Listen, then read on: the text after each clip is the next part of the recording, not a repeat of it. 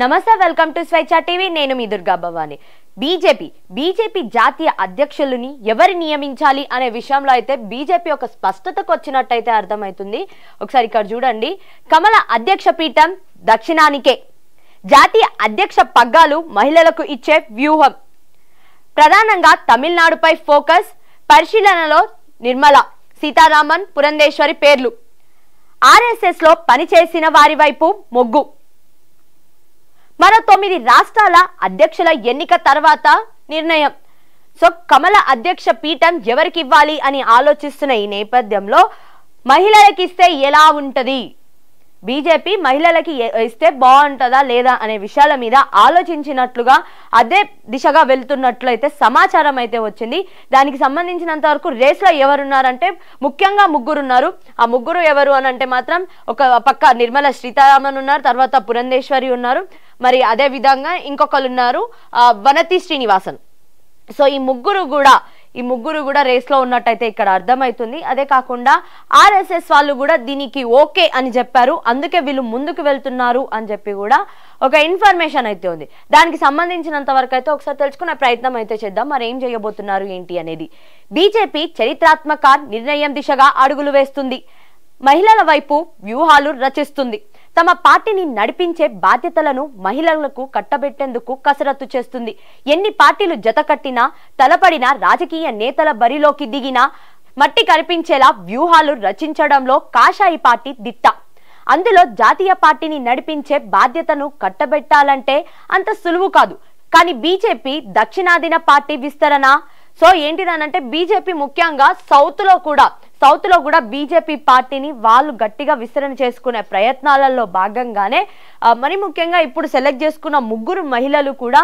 South కి సంబంధించిన వాళ్ళు దక్షిణానికి సంబంధించిన వాళ్ళు కావడము ఇక్కడ మనము అది గుర్తుపెట్టుకోవాల్సిన పాయింట్ ఎందుకంటే వాళ్ళు సౌత్ లో గట్టిపడాలి అంటే సౌత్ లో కూడా వాళ్ళ పార్టీని వాళ్ళు జెండాని పాతాలి అని అనుకుంటూ దిశగా మహిళలను తీసుకున్నారు అదే విధంగా ఏదైతే ఉమెన్ రిజర్వేషన్ 33% బిల్లు ఉందో ఆ బిల్లుకి అనుగుణంగా కూడా ఇక్కడ మహిళలకి ప్రాధాన్యత ఇస్తున్నట్టు కూడా ఇక్కడ మనము అర్థం చేసుకోవచ్చు అంతేకాకుండా ఇంకొకటి మహిళా ఓటర్లని కూడా ఆకర్షించడమే లక్ష్యంగా జాతీయ అధ్యక్షురాలని ఎంపిక చేయబోతున్నట్లుగా హస్తిన వర్గాలు పేర్కొన్నాయి ప్రస్తుతం అధ్యక్షుడు జేపీ నడ్డా గడువు 2023 జనవరిలో ముగిసినప్పటికీ పలు కారణాల రీత్యా ఆయన పదవీకాలం పొడిగిస్తూ వస్తున్నారు అయితే ఇప్పుడు జాతీయ అధ్యక్ష పదవికి ఎన్నికలు నిర్వహించబోతున్నారు అందుకే వడివడిగా కొన్ని రాష్ట్రాల అధ్యక్షులను ఎంపిక చేశారు దాదాపు ప్రక్రియ పూర్తి కావడానికి వస్తుంది దీంతో పార్టీ తదుపరి అధ్యక్షురాలిగా ఒక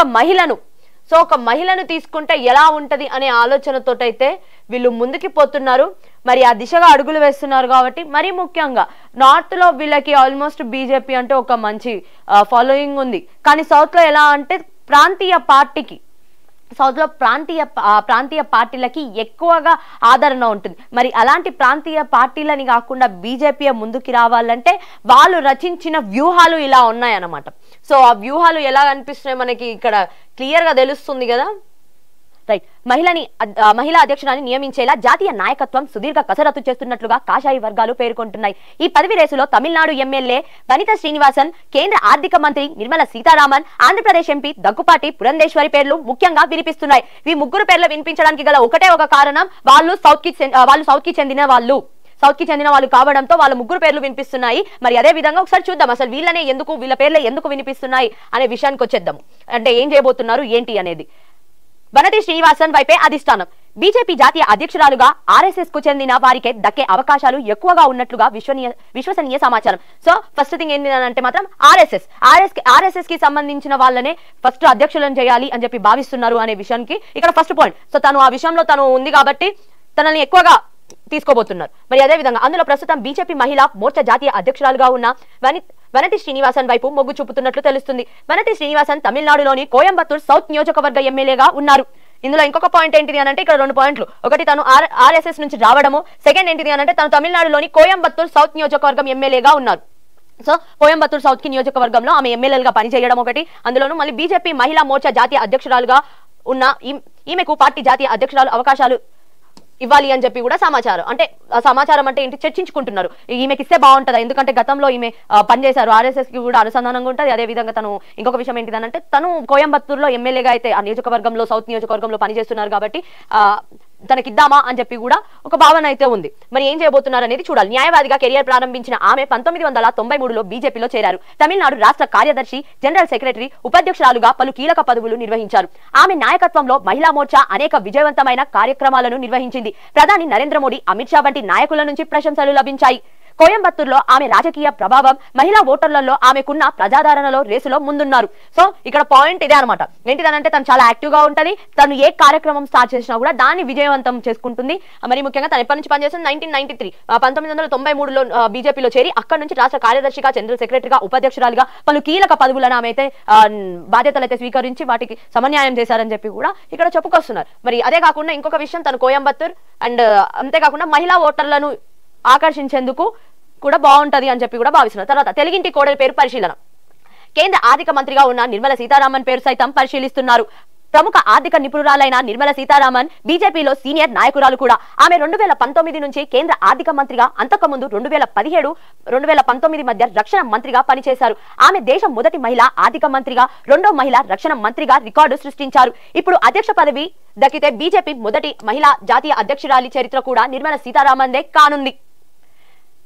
జవహర్లాల్ నెహ్రూ విశ్వవిద్యాలయంలో ఎకనామిక్స్ లో ఎంఏ, ఎంఫిల్ చేసిన ఆమె 2006లో బీజేపీలో చేరి 2010లో జాతీయ అధికార ప్రతినిధిగా పనిచేశారు. 2014లో ఆంధ్రప్రదేశ్ నుంచి, 2016 కర్ణాటక నుంచి రాజ్యసభ సభ్యురాలిగా ఎన్నికయ్యారు. సో నిర్మలా సీతారామన్ ఎందుకు వాళ్ళు నెక్స్ట్ చూస్ చేసుకుంటున్నారంటే దానికి రీజన్స్ ఒకటి, ఫస్ట్ ఆఫ్ ఆల్ తను మంచి ఆర్థిక మంత్రిగా పనిచేశారు అండ్ ఎకనామికల్ గా తను చాలా బాగా స్టేబుల్ గా పనిచేస్తుంది అండ్ పార్టీ మీద తనకి గ్రిప్ ఉందనే విషయం కూడా ఇక్కడ మనము ఒకటి గుర్తుపెట్టుకోవాలి. అదే కాకుండా 2019 నుంచి కేంద్ర ఆర్థిక మంత్రిగా పనిచేస్తూ దానికంటే ముందు కూడా 2017, 2019 ఈ మధ్యలో రక్షణ మంత్రిగా ఆమె పనిచేయడం జరిగింది. మరి అదే కాకుండా ఇంకొక విషయం ఏంటిది, తను ఒకసారి చూడండి ఎక్కడెక్కడ అనంటే 2006లో బీజేపీలో చేరి 2010లో జాతీయ అధికార ప్రతినిధిగా పనిచేసి 2014లో ఆంధ్రప్రదేశ్ నుంచి, సో 2014 ఆంధ్రప్రదేశ్ నుంచి, తర్వాత 2016 కర్ణాటక నుంచి రాజ్యసభ సభ్యురాలుగా ఎన్నికవ్వడం జరిగింది. అంటే తను 2014లోనేమో ఆంధ్రప్రదేశ్ కి, అలానే 2016 కర్ణాటక, అంటే ఆంధ్రప్రదేశ్ అండ్ కర్ణాటకకి లింక్ ఉంది కాబట్టి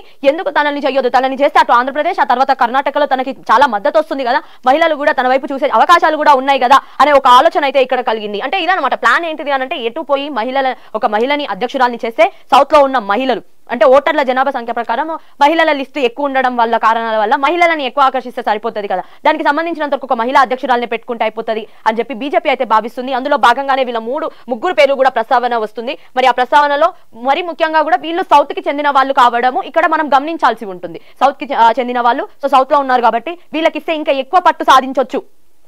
ఎందుకంటే ఇక్కడ మనం చూసినాం కూడా వనతి శ్రీనివాసన్, తను ఏంటిది ఆల్మోస్ట్ తను కోయంబత్తూర్, తమిళనాడు, సో అక్కడ నుంచి బాగా వస్తుంది అని చెప్పి, అంటే బాగుంటుంది అని చెప్పి. ఇంకొక పక్క ఏంటిదంటే ఇక్కడ 2 రాష్ట్రాలకు కూడా తనకు ఒక మంచిగా ఫాలోయింగ్ ఉందని చెప్పి కూడా భావిస్తుంది బీజేపీ. మరి దానికి సంబంధించినంత వరకు కూడా ఇది. నెక్స్ట్ రేసులో రాజమండ్రి ఎంపీ పురంధేశ్వరి, ఆంధ్రప్రదేశ్ రాష్ట్ర బీజేపీ తాజా మాజీ అధ్యక్షురాలు అయిన దగ్గుపాటి పురంధేశ్వరి పేరు సైతం పరిశీలనలో ఉంది. కొన్ని రోజుల క్రితం వరకు ఆమె ఏపీ బీజేపీ అధ్యక్షురాలుగా ఉన్నారు. ప్రస్తుతం రాజమండ్రి లోక్సభ సభ్యురాలు. ఆమె తెలుగుదేశం పార్టీ వ్యవస్థాపకుడు ఎన్టీ రామారావుకు కుమార్తె. చెన్నైలోని సౌత్ ఇండియన్ ఎడ్యుకేషనల్ ట్రస్ట్ నుంచి సాహిత్యంలో BA పూర్తి చేశారు. పురంధేశ్వరి ఇంగ్లీష్, తెలుగు, తమిళ్, హిందీ, ఫ్రెంచ్ భాషలలో నిషంతురాలు. 2009లో కేంద్ర మానవ వనరుల శాఖ సహాయ మంత్రిగా, 2012లో వాణిజ్య పరిశ్రమల శాఖ సహాయ మంత్రిగా పనిచేశారు. సో ఎక్స్పీరియన్స్ కూడా ఉన్నాయి. వీళ్ళు చూస్ చేసుకుంటున్న దాంట్లో ఆషామాషిగా కాకుండా ఎక్స్పీరియన్స్ పర్సన్ కూడా తీసుకుంటున్నారు. ఎందుకంటే ఇక్కడ చూడండి తను ఎక్కడెక్కడ పనిచేశారు ఏంటి. 2009లో కూడా, 2009లో, 2012లో అండ్ అదే విధంగా 2014లో తను కాంగ్రెస్ నుంచి విడిపోయి బీజేపీలో అయితే చేరడం జరిగింది.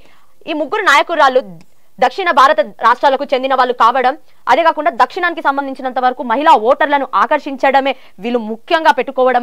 దీని వెనకాల రీజన్స్ ఇవి. అంటే వీళ్ళ ముగ్గురిని కూడా ఎంపిక చేసుకొని వీళ్ళ ముగ్గురు ఆ రేస్ లో ఉండడానికి గల కారణాలు ఏంటిది అని అంటే మాత్రం చెప్పాలి అని అంటే వీళ్ళు ఫస్ట్ సౌత్ కి చెందిన వాళ్ళు, అంతేకాకుండా సౌత్ లో వీళ్ళకి మంచి పేరు అండ్ వీళ్ళకంటూ ఒక ఫాలోయింగ్, వీళ్ళు చేసే పనులకి గాను అన్నిటికీ మంచి పేరు ఉండడము అనేది ఇక్కడ మనము అబ్జర్వ్ చేయొచ్చు. దానికి సంబంధించినంత వరకు ఖచ్చితంగా బీజేపీ అధ్యక్షులు మరి ఎవరైతారు అని అంటే మాత్రం మహిళలకే ఈసారి ఛాన్స్. మరి ఆ మహిళలు ఈ ముగ్గురులో ఎవరు అవ్వబోతున్నారు అనేది ఇక్కడ చాలా ఇంపార్టెంట్. కానీ అందులో మరి ముఖ్యంగా ఫస్ట్ అంటుంది ఏంటిది అని అంటే మాత్రం వనతి శ్రీనివాసన్ అయితే ఫస్ట్ ప్రియారిటీగా తీసుకుంటున్నారు. మరి ఎవరెవరు పోతున్నారు అనే విషయం అయితే తెలుసుకునే ప్రయత్నం అయితే చేద్దాం. మరి ఎవరు అవుతారు ఏంటి అనేది. అదే కాకుండా మరో 9 రాష్ట్రాల అధ్యక్షుల ఎంపిక తర్వాత మరో 9 రాష్ట్రాల అధ్యక్షుల ఎంపిక తర్వాత బీజేపీ జాతీయ అధ్యక్షులు ఎవరో అనే విషయం మీద అయితే ఒక స్పష్టత అయితే రాబోతుంది. వేచి చూద్దాం మరి ఎవరు అవ్వబోతున్నారు ఏంటి అనేది. చూస్తూనే ఉండండి స్వేచ్ఛ టీవీ లేటెస్ట్ అప్డేట్స్ కోసం.